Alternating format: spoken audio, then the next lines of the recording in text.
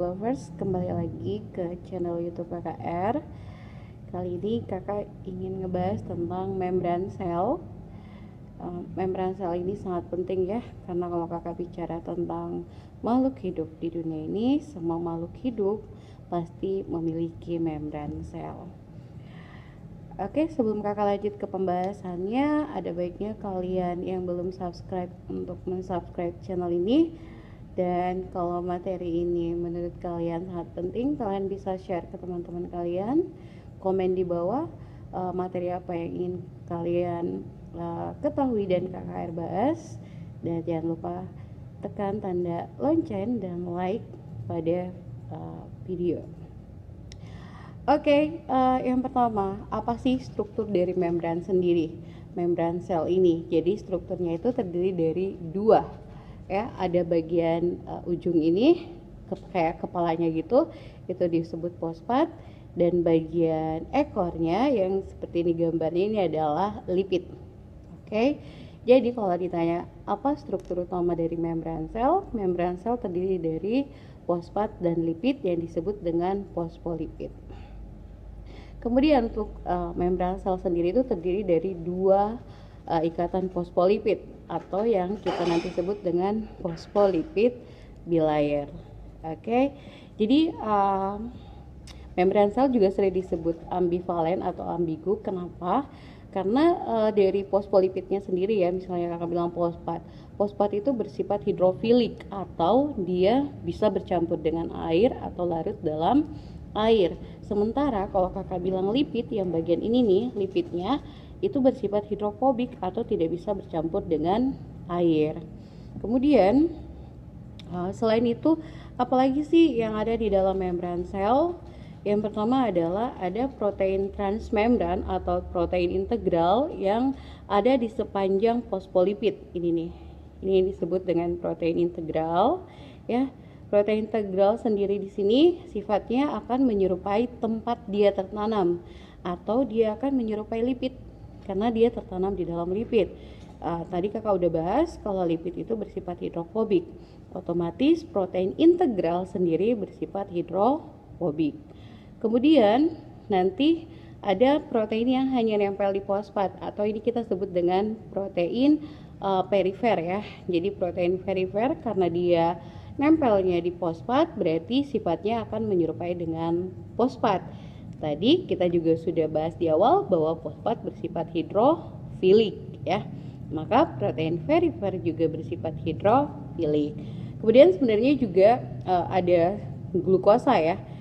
Glukosa sendiri kalau nempel di lipid disebut glikolipid. Glikolipid sendiri jadi kalau misalnya kakak bilang glukosa, karbohidrat, semuanya itu bisa larut dalam air ya.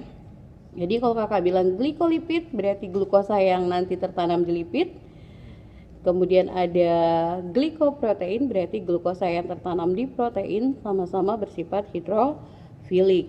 Kemudian kan kalau misalnya kita bahas tentang fungsi nih, membran sel sendiri berfungsi sebagai tempat untuk menyeleksi ya. Jadi dia itu kayak saringan lah, menyeleksi senyawa yang keluar dan masuk ke dalam sel atau kita sebut dengan selective permeable. Oke. Ada beberapa sistem untuk pemasukan cairan senyawa ke dalam sel. Ada transport pasif, ada difusi melalui saluran air atau kita sebut dengan difusi terfasilitasi ya dengan protein pembantu, dan ada juga yang menyeberang melewati dengan bantuan transport aktif. Transport pasif sendiri disebut transport ion atau molekul atau senyawa yang tidak memerlukan energi untuk berpindah. Contohnya kalian bisa lihat ada oksigen ya. Oksigen itu bebas masuk ke dalam sel, CO2 bisa keluar melalui sel, itu tanpa membutuhkan energi. Sementara kalau kakak bilang misalnya glukosa itu melalui difusi terfasilitasi.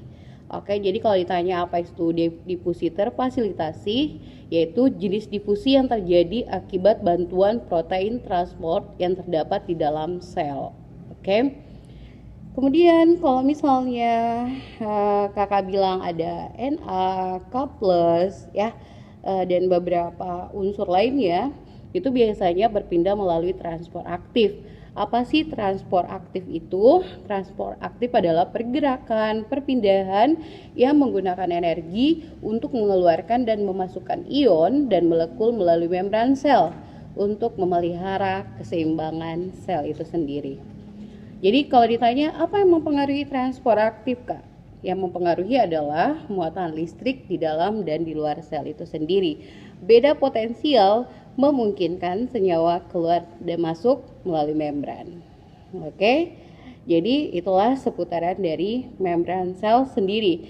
Jadi membran sel ini memiliki sifat selektif permeable, kemudian juga memiliki sifat ambivalen, ya. Jadi membran sel ini sangat-sangat besar fungsinya, karena kalau tidak ada membran sel juga sel itu tidak utuh atau rusak, ya. Jadi ingat, semua individu, semua makhluk hidup di dunia punya membran sel, walaupun tidak semuanya memiliki membran inti, tapi mutlak semua harus punya membran sel. Oke, sekian pembahasan tentang membran sel. Semoga kalian mengerti. Kalau kalian suka, kalian bisa share video ini ke teman-teman kalian.